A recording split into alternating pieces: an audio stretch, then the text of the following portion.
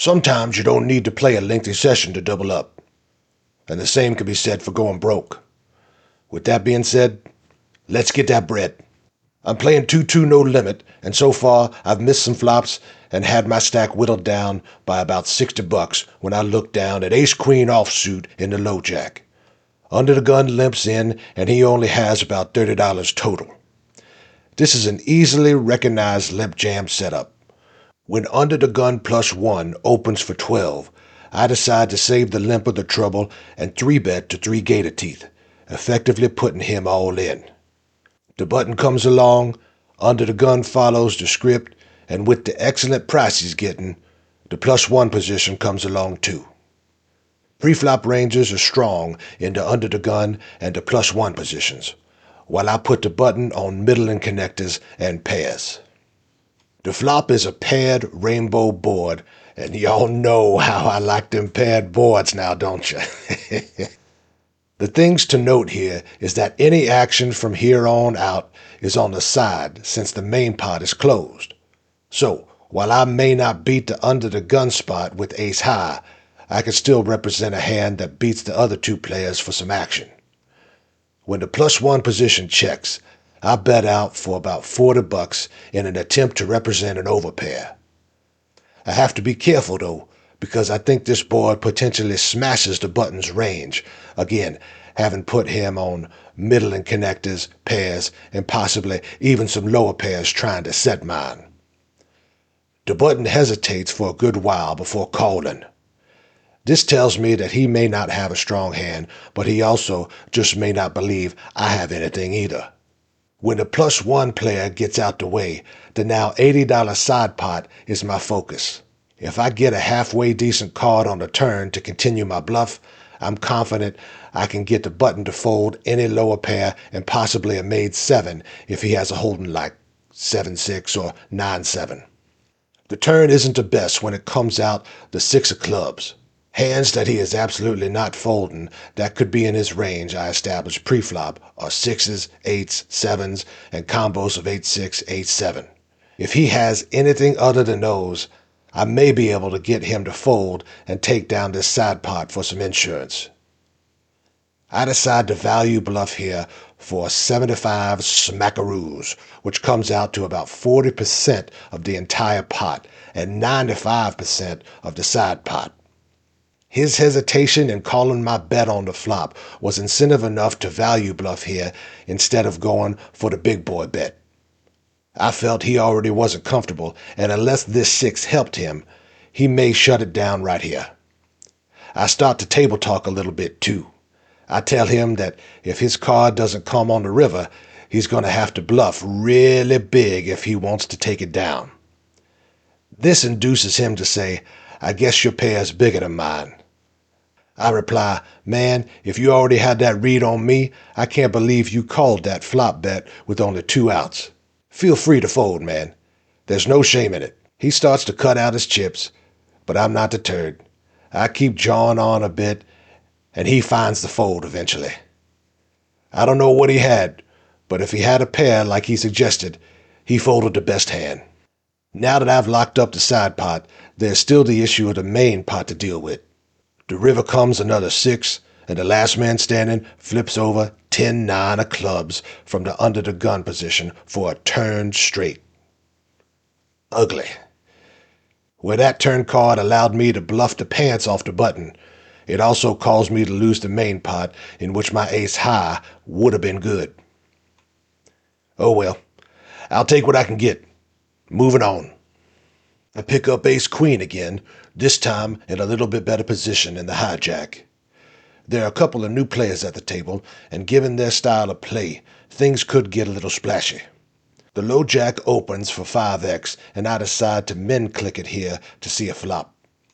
One of the new players doesn't disappoint, and he defends his straddle, and the low jack and the button both come along as we go 4 to the flop. I am in full stormtrooper mode as I completely miss the flop, again, when it comes out Jack, 5, 4 with 2 spades. I've played with these players who are under the gun and in the low jack many times, and that flop is right in their wheelhouse. Suited combos of Jack X and 5X. and even some straight draws now that I think about it. Those are all on the table. I'm more than happy to check it when it checks around to me, hoping to catch one of my cards or possibly back my way into a flush. The turn gives me a bit more equity in the nine of spades, though this could have easily given the under the gun or the low jack positions two pair. If I can see the river for cheap, I could suck out on a made hand and possibly even have the winner if I hit an ace or a queen. Unfortunately, that dream is short-lived when the small blind donks for 35, and it's quickly called by the under the gun position. At this point, I'm still thinking that 35 is not too bad of a price to peel one off, but that logic is completely destroyed when the low jack repops it to 95 simoleons. I'm very likely to be up against a made flush already and have fewer outs than I think with two players still left to act. It's an easy fold here. Perhaps I can get some of that back in a later hand. I don't have to wait too long when I look down at the Double J Jeff Jarrett an orbit later. The under the gun straddled, and he's waiting for chips having been felt at the previous hand. It folds to me, and I bump it up 7.5x from the hijack. The rest of the table folds, and the under the gun player cold calls. Again, his range is wide open here. For him, in the straddle or button, any two will do, so I keep that in mind as we go heads up to the flop. The flop is your mom when she secretly watches my vlogs after you've gone to bed, as it's a dynamically moist one of 5, 4, 3 of diamonds. The straddle checks, perhaps to see another diamond, and I'm not giving anything away for free. I bet 60% pot, targeting weaker flush draws or straight draws, and I would be happy to take it down right here. The villain doesn't think too long about it, and he calls. The board gets even more soaked when the deuce of diamonds comes out on the turn. My opponent now has the winner if he's holding the ace, king, or queen, or a six of diamonds. Given that I bet pre-flop and on the flop only to get snap called, I am a little leery on betting again here, fearing that I may get check raised and put in a tough spot. So I just check. The river is an offsuit 9. When my opponent checks again, I'm happy to check it down to showdown. While the check could be a sign of weakness on his part, there's no need to get greedy in this hand, and my jack-high flush may be more than enough to take it down. I show the jack of diamonds, and it's gold like gumbo. Despite winning that hand, I'm still struggling to hit flops and make moves today. With a stack that's about 100 light, I pick up 9-6 off in the big blind. The under the gun player goes all in for his last 12 bucks, and the low jack calls. I come along for another 10 bucks, and we go three ways to the flop with one player all in. I catch a piece of it as it comes out king, 6, 3, rainbow. I think it's unlikely the low jack has a decent king since he just called and didn't isolate pre-flop, so I lead out for 1/3 pot. My intuition is correct as the low jack snap folds, and I'm holding what I think to be the best hand right now. I flip him over to show my 6, and the villain hesitates until he sees the turn come in as a jack. He flips over queen jack for the winner on the turn. Lame. I'm down to about half my buy-in when I look down at king under the gun. I make it 15 to go, hoping that perhaps someone will 3-bet so I can have the option to jam for the rest of my stack. The cutoff and the small blind just call, putting about 4 to 5 smackaroos in the pot, and I have one player to act behind me in the action. The flop is good when it comes queen, 5, 3 with 2 clubs. While a set of queens is unlikely, a set of 3s or 5s could be in play, as well as some flush draws and some middle strength queen X combos. The small blind checks, and I decide to check to see what the cutoff decides to do. If he checks and the turn isn't a club, I plan to go big to maximize value.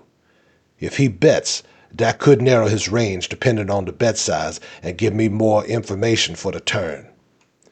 He announces a bet of 35, which is about a 3/4 pot size bet.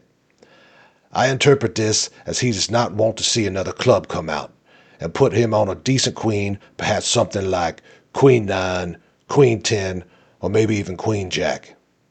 I Hollywood a little bit and I smooth call with the intention of getting it all in on the turn as long as it's not a queen. The turn pairs the board with another 3.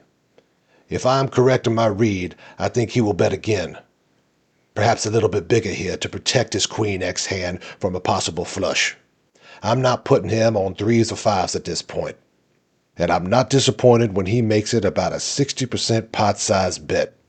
Calling that bet only leaves me with about $30 behind, so I move all in with my kings.